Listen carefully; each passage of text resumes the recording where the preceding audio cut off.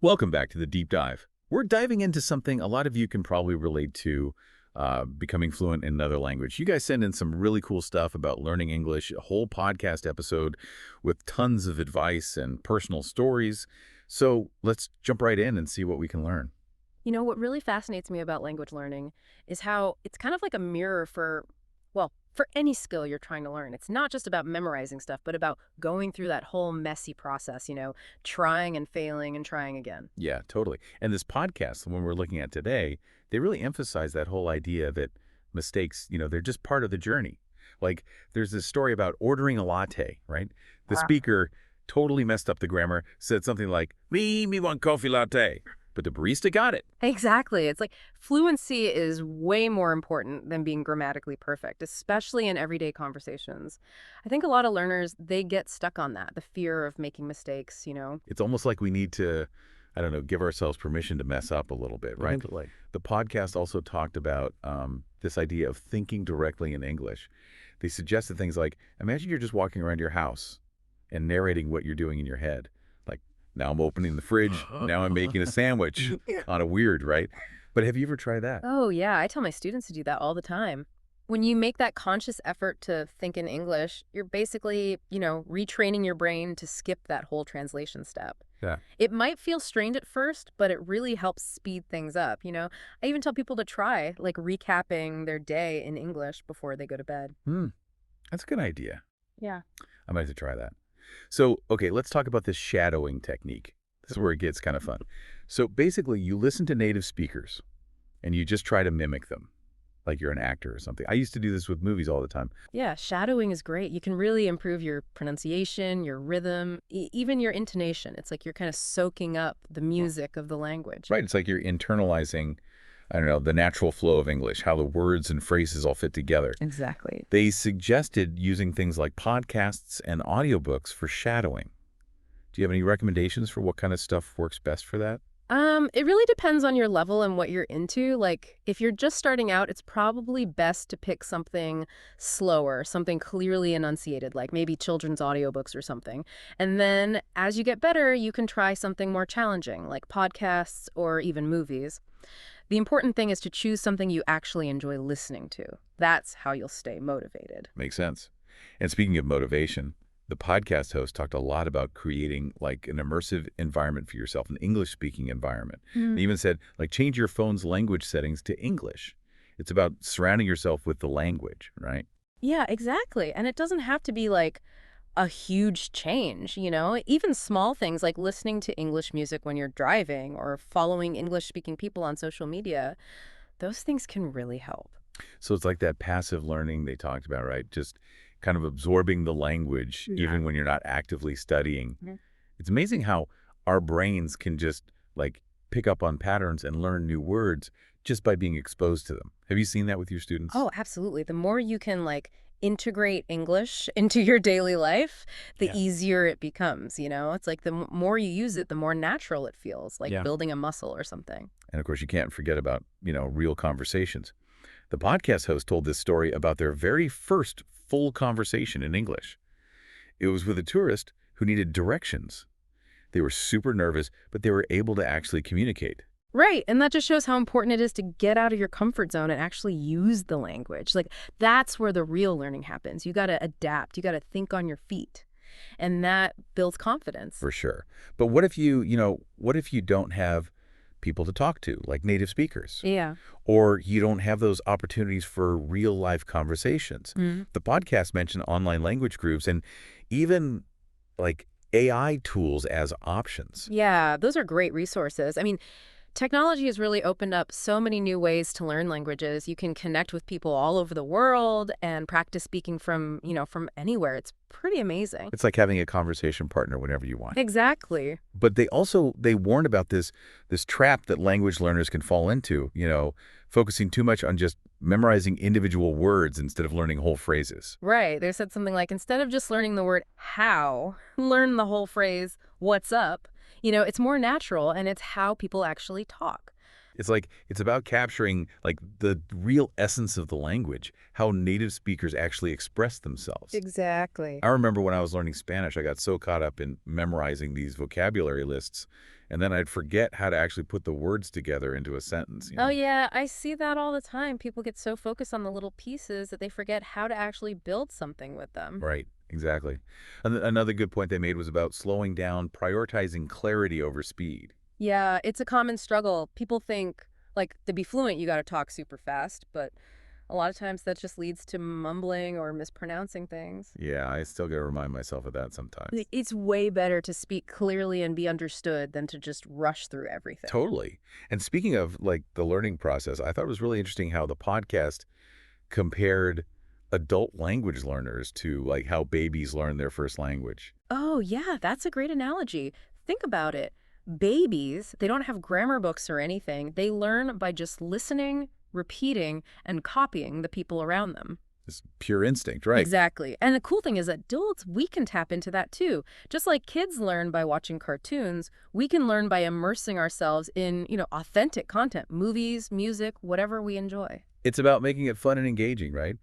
I remember when I was learning French, I would watch French movies with subtitles. It didn't even feel like studying, but I was learning new words and grammar without even realizing it. Exactly. When you enjoy it, it just happens naturally. You're not forcing yourself to memorize rules, you're just picking it up. So we've covered a lot here, and I'm curious, what's sticking out to you guys, the listeners? Are there any techniques that you're already using Mm. or things that you're thinking, oh, I want to try that?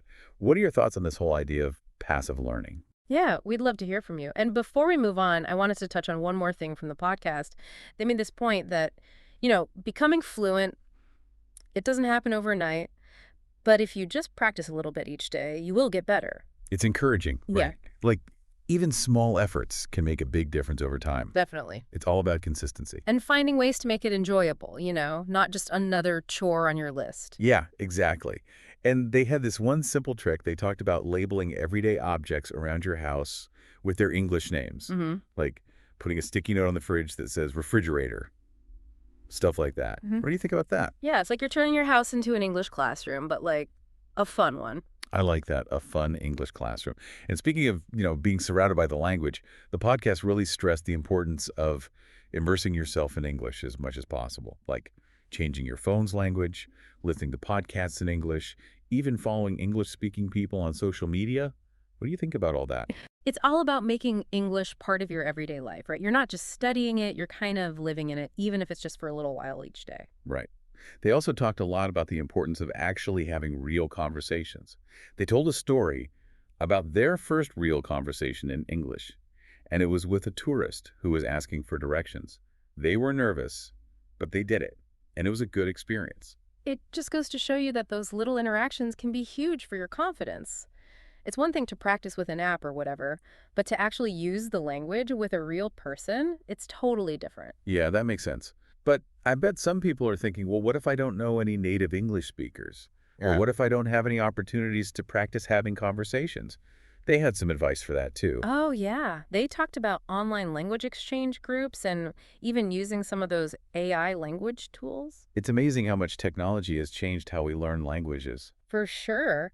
I mean, now you can basically talk to people from all over the world without even leaving your house. It's pretty cool. They also warned against doing this thing that a lot of language learners do, which is focusing too much on individual words instead of learning phrases. Yeah, they said something like, don't just learn how, learn what's up. Right. It's about sounding more natural, more like a native speaker. But right. It's Uh, about capturing the way people actually talk. I remember when I was learning Spanish, I would get so focused on memorizing these vocabulary lists, and then I would totally forget how to actually use those words in a sentence. Oh, yeah, that's super common. It's like you get so focused on the individual pieces, you forget how to actually put them together and make something. Yep, totally. They also talked about this other thing, slowing down when you speak and focusing on being clear rather than trying to talk super fast. That's a hard one, Right. honestly. I think a lot of us feel like we need to talk really fast to sound fluent, Mhm. but I know I end up mumbling sometimes. Yeah, it's definitely better to speak clearly so people can understand you, even if you have to go a little slower. It gives your brain time to, like, catch up and think in English, too. Exactly. And one more thing I thought was really interesting was the comparison they made between adult language learners and how babies learn their first language. What do you think about that? I thought it was a really good point. You know, babies, they don't learn from textbooks or anything. They just pick it up by listening and copying the people around them. It's all about immersion and repetition, right? Yeah. Just absorbing the language naturally. Yeah, exactly. And the cool thing is, adults can kind of do that too, right? Like, think about how kids learn words by watching cartoons. We can do the same thing with movies or TV shows or whatever we're into. For sure. It's about making it enjoyable, making it something you actually want to do. Yeah, I remember when I was learning French, I used to watch all my favorite French movies with the subtitles on. They didn't even feel like studying, but I was picking up new words and phrases all the time. It's amazing how much we can learn without even realizing it when we're having fun. So now that we've talked about all this great advice from the podcast, we'd love to hear from you guys. What's resonating with you? What techniques are you already using? Or what do you want to try? What do you think about this whole idea of passive learning? And as we're wrapping things up here, I wanted to leave you with a question. What's one little thing you can do today to create a more immersive English-speaking environment for yourself? It could be something as simple as changing your phone's language or listening to an English podcast on your way to work, or even just trying that trick of labeling things around your house in English. Yeah, every little bit helps. And the more you can make English a part of your daily life, the better you'll get at it. We really want to hear your thoughts on all this. So let us know what you think. What stood out to you from this episode? What are you excited to try? Share your ideas and keep the conversation going. It really is amazing, right? Like, just making small tweaks to your routine can make a big difference. Oh, and before we forget, the podcast had one more little nugget of wisdom that I thought was really important. Let me guess. You're talking about how learning a language, it doesn't happen overnight. It takes time. Yeah, exactly. And they emphasize that it's okay to, not be perfect. In fact, they made this point that mistakes, they're actually a good thing. Like, you learn more from messing up than you do from getting everything right. Yeah, it takes the pressure off. Right. Like, it's not about being perfect. It's about making progress. It's about enjoying the journey. Exactly. And, who knows? Maybe one day you guys, the listeners, you'll be the ones sharing your own tips and stories about learning English. It's a journey that's definitely worth it. It opens up so many doors, both personally and professionally. Totally. You can connect with new people, experience new cultures. It's amazing.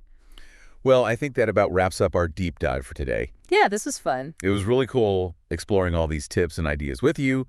And as always, we want to hear from you. Yeah, tell us what you think. What resonated with you? What are you excited to try out? Share your thoughts, and let's keep this conversation going. Until next time, keep diving deep, keep learning, and we'll see you on the next deep dive.